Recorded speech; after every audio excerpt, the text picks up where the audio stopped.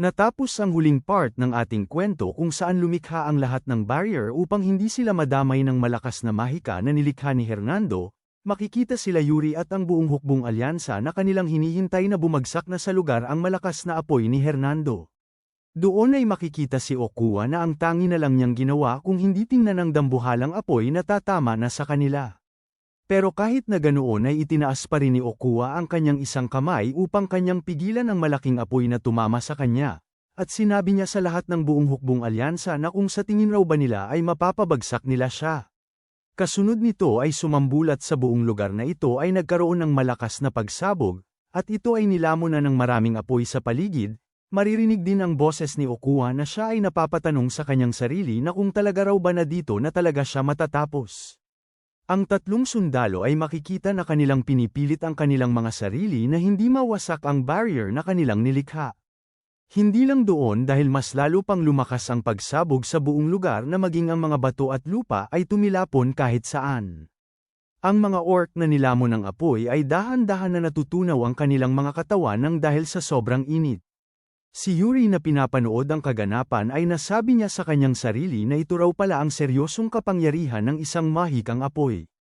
Naisip din ni Yuri na ang lahat raw na pinagdaanan niya na pagsasanay galing sa tao na iyon ay ang lahat ay nagbunga. Tiningnan din ni Yuri si Okuwa na sumisigaw dahil nilamon ang buo niyang katawan ng malaking apoy, kaya nasabi ni Yuri na lalamunin daw nitong apoy si Okuwa hanggang abo na lang ang matira sa kanyang katawan. Nang hamupa na ang malaking apoy sa buong paligid ay napabuntong hininga itong si Prinsesa Sebila dahil sa wakas natapos na daw ang nakakakilabot na malaking apoy. Sabay kanyang sinabihan si Yuri na sa susunod kapag mayroon siyang ganitong plano ay dapat ipaalam muna niya sa kanilang lahat ng mas maaga, hindi raw ito matatawag na plano, ito ay isang diskarte mula sa mga karanasan. Tiningnan din ni Prinsesa Sebila ang bunga ng ginawang plano ni Yuri dahil ang resulta daw nito ay hindi kapanipaniwala. Nagawa daw nitong naubos ang lahat ng mga orc maging si Okuwa. Si Yuri na hindi maalis ang tingin sa mga nasusunog na mga orc ay natanong niya sa kanyang kasama na kung talaga raw ba na ito na ang katapusan, ngunit naging seryoso si Yuri dahil naramdaman niya ang presensya ni Okuwa. Doon ay makikita si Okuwa na dahan-dahan na umakyat galing sa hukay at kanyang sinabihan ang lahat na nandito pa raw ang kanilang kalaban. Dagdag pa niya na mayroong seryosong tono na hindi raw nila siya matatalo. Pero naglakad lang papalapit sa kanya si Yuri na kanyang sinabihan si Okuwa na maliraw siya sa kanyang mga binanggit, dahil ngayon ay malinaw na siya ay natalo, at wala na siyang natirang mga alagad, bukod pa doon ay wala nang sumusuporta sa kanya upang kanyang pagkukunan ng itim na mahika. At pinayuhan din ni Yuri si Okuwa na dapat na niyang tanggapin ang kanyang pagkatalo, pero sinigawan lang siya ni Okuwa na ang kanila raw emperador ay isang maitim na aso. Sinisisi din niya si Yuri dahil daw sa kanya ay naglaho parang bula ang lahat niyang mga ninanais. Sabay tumalon si Okuwa upang umatake kay Yuri na kanyang binanggit na kanya raw gagawin ang lahat upang mapabagsak lang si Yuri. Pero natigil sa kanyang binabalak si Okuwa dahil mayroong kulay asul na mahika ang tumama sa kanyang katawan. Makikita si Okuwa na siya ay tinamaan ng asul na mahika sa kanyang dibdib, at sinigawan din siya ng may gawa nito na itigil na raw ni Okuwa ang kanyang mga binabalak. Ang tao pala na umatake kay Okuwa ay walang iba kung hindi itong si Hernando. Dahil sa atake ni Hernando ay nanginginig ang buong katawan ni Okuwa na hindi na niya kayang tumayo, sinaad pa ni Yuri kay Okuwa na siya raw ngayon ay nahihirapan, siya ngayon ay nakakaawa dahil nasa bingit na siya ng kamatayan. Pero naging seryoso si Yuri dahil sinabi sa kanya ni Okuwa na kung sa tingin daw ba nila na ito na ang katapusan, hindi raw ba nila alam na mas malalim at mas madilim ang itim na mahika kumpara sa kanilang inaasahan, sila raw ay lalamunin nito ng buo. Habang dahan-dahan na naglalaho ang katawan ni Okuwa ay binalaan niya ang lahat na kanya raw silang hihintayin hanggang sumapit na ang araw na iyon. Nang tuluyan ng nawala ng buhay si Okuwa ay nananatili pa rin si Yuri na nakatayo na hindi maalis ang kanyang tingin sa lupa kung nasaan si Okuwa. Doon ay nagsaad itong sundalo na patay na raw si Okuwa, at kasunod nito ay naghiyawan silang lahat dahil sa wakas ay nanalo ang hukbong alyansa sa digmaan. Maging si Prinsesa Sebila at si Fennec ay masaya din habang pinapanood ang maraming mga sundalo na naghiyawan sa kanilang panalo sa digmaan laban kay Okuwa. Nasabi din nila na sila raw ay hindi namatay sa digmaan. Sa isip-isip din ni Yuri habang pinapanood ang kanyang master maging ang iba pa, na ang sigaw raw ng lahat ng nandito ay isang ginhawa at dalisay na kaligayahan, pero sa ilalim ng lahat ng ito ay isang mabigat na naglalagablab na hinanakit sa kanilang kalooban. Ngayon daw ay nagsisimula na itong magmukhang totoo, pero sa wakas ay nagawa niya ang kanyang tungkulin sa digmaan. Sa gitna ng mga iniisip ni Yuri ay nagtataka siya dahil mayroong tumawag sa kanyang pansin. Ito ay si Jared at Laurent na umiiyak na tumalon upang yakapin ang kanilang kamahalan dahil sila ay nakaligtas sa digmaan. Dahil dito ay nagkaroon ng pagsabog dahil bumagsak si Yuri sa lupa dulot ng pagtalon ng dalawa kay Yuri. Kahit pinapahintunan ni Yuri ang dalawa sa pagyakap sa kanya ay patuloy pa rin ang dalawa sa kanilang pag-iyak dahil hindi sila makapaniwala na magpasa hanggang ngayon ay buhay sila at ang kanilang kamahalan. Pero sa kalaunan ay naunawaan ni Yuri kung bakit ganito na lang ang reaksyon ng dalawa, kaya nagpasalamat si Yuri sa dalawa sa pagsunod sa kanya at pagtitiwala. Ngunit hindi may pinta ang mukha ni Yuri sa kanyang nakita sa itaas na nagtataka. Dahil pala ang karamihan ng mga sundalo ng Briol ay tumakbo at sabay-sabay silang tumalon upang yakapin ang kanilang kamahalan, dahil kung hindi daw sa kanilang kamahalan ay baka patay na sila ngayon. Kaya ang tangi na lang ginawa ni Yuri ay sumigaw ng malakas na kanyang pinapatigil ang mga knight sa kanilang binabalak, ngunit huli na ang lahat dahil sabay-sabay na siyang niyakap ng mga sundalo, dahilan upang nahihirapan si Yuri na huminga dahil sa higpit ng pagyakap ng mga knight. Kaya pinipilit na lang ni Yuri na ngumiti na kanyang minumura ang mga knight, sinabi pa niya sa lahat na pagpahingahin daw nila siya. Sinaad din ng iba na kung binabalak raw ba nilang lahat na patayin ang ikatlong prinsipe. Sa gitna ng pagyakap ng mga knight sa ating bida ay sa kanila naman unahan ay makikita ang katawan ni Okuan na dahan-dahan na natutunaw, at makikita din ang mga itim na mahika ay lumalabas sa kanyang katawan. Lumipas ang maraming oras nang malapit ng lumubog ang araw, ay nagsaad sa lahat ang isang matandang priest na ang nagawa raw nila ngayon ay isang tagumpay na pinaghirapan ng husto at nagawang makamit matapos tawirin ang malawak na kapatagan at pabagsakin ang napakaraming kaaway. Ngunit bago nila pagsaluhan ang kaligayahan na ito ay dapat nilang alalahanin ang mga nag-alay ng kanilang mga buhay para sa tagumpay na ito. Pantay silang pinagmamasdan ng mga mata ng Diyos, sila man ay makapangyarihan o karaniwan ay parehas lang silang lahat sa paningin ng Diyos at ang kanilang katapangan at pananampalataya ay nasaksihan ng Panginoon. Ang marangal na sakripisyo ng nagpanatili ng kanilang pananampalataya ay naging pundasyon sa hinaharap ng buong kontinente. Makikita itong tatlong mga knight na labis ang kanilang kalungkutan dahil sa kanilang mga kasamahan na nagbuwis ng buhay para sa digmaan. Idinagdag din ng priest na dapat hindi raw nila kakalimutan ang mga ginawang sakripisyo ng mga sundalo at sana gabayan ang kanilang kaluluwa ng Diyos patungo sa paraiso. Matapos banggitin ng priest ang mga salitang iyon ay kinuha na niya ang isang scroll, at sabay kanya itong binuksan at pinakalat sa buong paligid ang banal na mahika. Doon ay binabalutan ng banal na mahikang apoy ang mga walang buhay na katawan ng mga sundalo, upang sunugin na ang kanilang mga katawan. Makikita itong si Yuri na labis ang kanyang kalungkutan at kanya din pinapanalangin na sana mapunta sa paraiso ang mga kaluluwa ng mga nagbuwis ng buhay na mga sundalo. Tiningnan din ni Yuri ang isa nilang knight na si Kesman na siya ay nagdadasal para sa mga kaluluwa ng kanyang 8 naging kaibigan na mga knight na nagbuwis ng buhay sa digmaan. Makikita din itong si Yuri na kanyang ipinikit ang kanyang mga mata habang hawak-hawak ang kanyang espada. At sa ilang saglit ay iminulat na ni Yuri ang kanyang mga mata dahil mayroong tumawag sa kanyang pansin. Ang tumawag sa kanya ay walang iba kung hindi si Jared at Laurent, kaya binanggit ni Yuri ang kanilang mga pangalan. At hindi maalis ang kanilang tingin sa kanilang harapan habang sinusunog ng priest ang katawan ng mga namayapa na mga sundalo.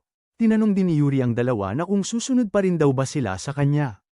Sumagot si Laurent sa tanong ni Yuri na matagal na raw niyang pinaghandaan na siya ay palaging susunod sa kamahalan. Sinaad din ni Jared kay Yuri na wala naman daw siyang ibang choice kung hindi sundan ang kamahalan. Sa ibinigay na sagot ng dalawa ay natuwa si Yuri, maganda daw ang kanilang mga binigay na sagot, kaya ngayon ay kailangan na nilang umalis ng magkasama. Makalipas ang ilang mga araw, dito sa teritoryo ng Kastilyo ng Balshad, maririnig dito ang maraming ingay. Ito pala ay ang ingay ng maraming knight na nag-iinuman at nagkasiyahan. Sa gitna ng kasiyahan ng lahat ay naglakad si Yuri sa gitna kasama si Laurent at Moyong Chan. Sinaad pa ni Yuri sa dalawa na naging maingay na daw dito sa loob nang sila ay dumating.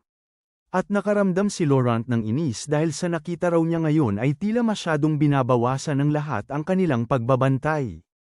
Nang narinig ni Moyong Chan ang sinabi ni Laurent ay sinabihan niya si Laurent na natural lang ito dahil galing ang lahat sa kanilang pagkapanalo sa digmaan, binabalak raw ba ni Laurent na patayin ang kanilang kasiyahan. Sumagot si Laurent kay Moyong Chan na 3 araw pa daw ang nakaraan simula noong kanilang inilibing ang lahat ng mga nasawi sa digmaan. Ayon naman ni Yuri kay Laurent na kaya raw sila nagkaroon ng kasiyahan ngayon ay para doon. Si Laurent nang kanyang narinig ang sinabi ni Yuri ay nagtataka siya na napapatanong kung ano raw ba ang ibig sabihin ng kamahalan. Paliwanag pa ni Yuri kay Laurent na mas mabuti raw gawin ng ibang mga knight at sundalo ay kanilang ituon ang kanilang pansin sa pagdiriwang, dahil kapag pinabayaan ang kanilang isipan ay ang tangi lang nilang maisip ay ang kanilang mga kasamahan na namayapa. Matapos magpaliwanag si Yuri ay nakaramdam siya ng inis dahil biglang nagbago ang hugis ng mukha ni Laurent at napalitan ito ng paghanga. Dahil daw sa paliwanag ng kamahalan ay ngayon malinaw na niyang naunawaan ang lahat.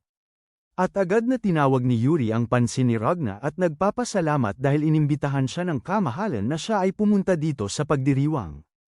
Si Ragna ay labis na natuwa dahil sa wakas ay dumating na si Yuri sa nagaganap na pagdiriwang, at dali-dali niyang inalok si Yuri na umupo siya dito sa upuan upang sila ay makapag-usap. Inalok din ni Yuri si Laurent at Moyong Chan na umupo sila sa lamesa kasama siya, na agad naman itong tinanggap ni Laurent at nagpasalamat kay Yuri. Nang nakaupo na ang lahat sa lamesa ay nagsalita si Ragna na alam raw niya na silang lahat ay nagtataka kung bakit niya sila muling itinipon habang nagaganap ang pagdiriwang. Tinipon daw niya dito ang lahat ng mga komandante ay hindi lamang sa pagdiriwang ng kanilang tagumpay. Iyon ay sa kadahilanan na mayroon siyang mahalagang iaanunsyo sa kanilang lahat. Bilang pagkilala sa serbisyong ipinakita ng bawat isa sa digmaan ay iniimbitahan niya ang mga bayani ng hukbong kakampi sa nalalapit na pagdiriwang ng imperyo. Natatawa pang pinaalam ni Ragna sa lahat na yun daw ay isang pagdiriwang na personal na pinangungunahan ng emperador, at kung mayroon pa silang ibang nais na isama doon ay malaya sila na magdala ng mga kasama. Sa paliwanag ni Ragna ay nagtanong si Commander Jonathan na kung ang ibig raw bang sabihin ng kamahalan ay pupunta sila sa imperyo para sa festival, na pinasangayunan naman ni Ragna ang tanong ni Commander Jonathan. Pinaalam pa ni Ragna sa lahat na doon sa festival ay mayroong paligsahan ng swordsmanship. Nang narinig nitong si Gante na ang paligsahan pala na magaganap doon sa imperyo ay isang swordsmanship ay napabuntong hininga siya dahil tanging paggamit lang ng pana siya bihasa. Bigla naman na lumapit sa kanya si Yuri na nagtanong na kung mayroon raw ba siyang problema, na pinasangayunan naman ni Gante ang tanong ng ating bida. Ipinaliwanag pa niya kay Yuri na sila daw galing sa Huakim ay hindi kilala pagdating sa espada, nag-aalala raw talaga siya na baka mapahiya lang sila kapag sumali sila sa paligsahan. Sa isip-isip naman itong si Yuri na tama raw ang sinabi ni Gante dahil ang Huakim ay isang bansa na nasa kalagitnaan ng kabundukan.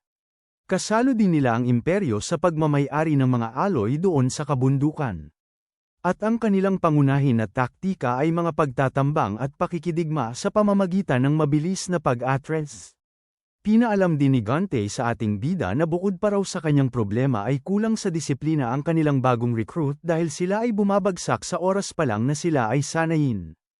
Iniisip naman ni Yuri habang hindi maalis ang kanyang tingin kay Gante na maaaring mayroong pakinabang ang mga pamamaraan ng bansang Huakim. Nagulat naman si Gante dahil mayroong inalok sa kanya si Yuri na isang bagay, kaya nagtataka na lang itong si Gante kung ano raw ba ang ibig sabihin ng ikatlong prinsipe ng Briol. Mungkahi pa ni Yuri kay Gante na ipadala daw niya ang mga kabalyero ng Huakim sa kanilang kaharian na Briol. At ang kapalit nito ay magbibigay sila ng isang pinagsamang programa ng pagsasanay. Sa alok ni Yuri ay agad na tumayo si Gante na kanyang tinanong si Yuri na kung seryoso raw ba talaga siya sa kanyang mga alok, sumagot si Yuri ng oo dahil dapat na patatagin nila ang kanilang ugnayan, at malaki din itong pagkakataon upang umunlad ang kanilang sundalo. Iniisip din ni Yuri na sa kanya raw nakaraan na buhay noong nagsimula ng Samekop ang itim na hukbo ng imperyo, at ang una nilang biktima ay walang iba kung hindi ang bansang Huakim. At napapatanong din si Yuri sa kanyang sarili na kung paano raw kapag nagawang ipagtanggol ng bansang Huakim ang kabundukan laban sa itim na hukbo ng imperyo, sa pamamagitan ng kanilang pamamaraan sa digmaan ay sana hindi gumuho ang kanilang bansa.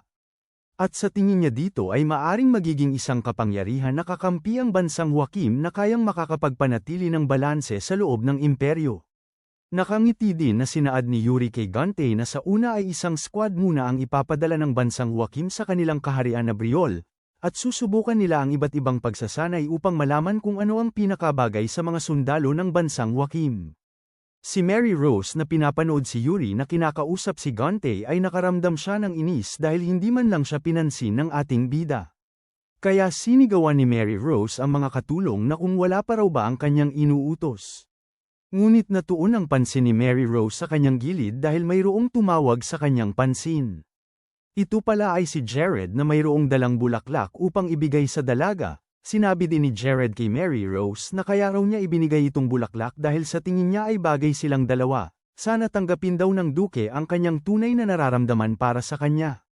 Dahil dito ay masyadong nainis itong si Mary Rose na nanginginig ang kanyang buong katawan na hindi na niya alam kung ano ang kanyang sasabihin kay Jared. Sa galit ni Mary Rose ay kanyang sinigawan si Jared na ibigay niya ang bulaklak doon sa ikatlong prinsipe ng Briol. Kaya wala na lang nagawa itong si Jared kung hindi ay umiyak dahil hindi tinanggap ni Mary Rose ang kanyang nararamdaman na pag-ibig. Sa ilang sandali ay makikita itong si Mary Rose na kanyang sinusuklay ang kanyang buhok sa loob ng kanyang silid. Habang siya ay nakaharap sa salamin ay inis niyang nasabi sa kanyang sarili na masyado raw maingay doon sa labas ng kastilyo.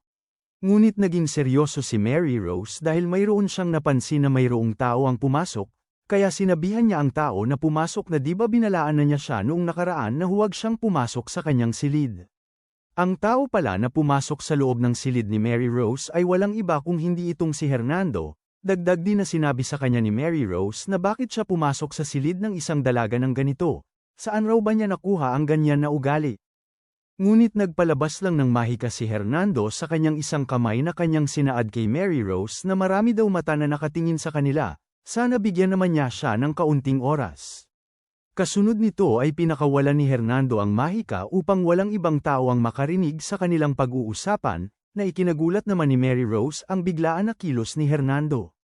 Kaya tinanong ni Mary Rose si Hernando habang lumabas ang pawis sa kanyang mukha na bakit lumikha siya ng barrier dito sa kanyang silid. Dagdag din ni Mary Rose kay Hernando na ang tao daw na gusto niyang makita ay hindi dumating sa kanyang silid. Ano raw ba ang sobrang importante para gumawa siya ng ganitong ingay sa kalagitnaan ng gabi? Doon ay ipinakita ni Hernando ang itim na mahika sa kanyang kamay, tingnan daw ito ng mabuti ni Mary Rose kung ano ang nasa isa niyang kamay. At seryoso din na pinaalam ni Hernando kay Mary Rose na kanya raw kinuha ang katawan ni Okua.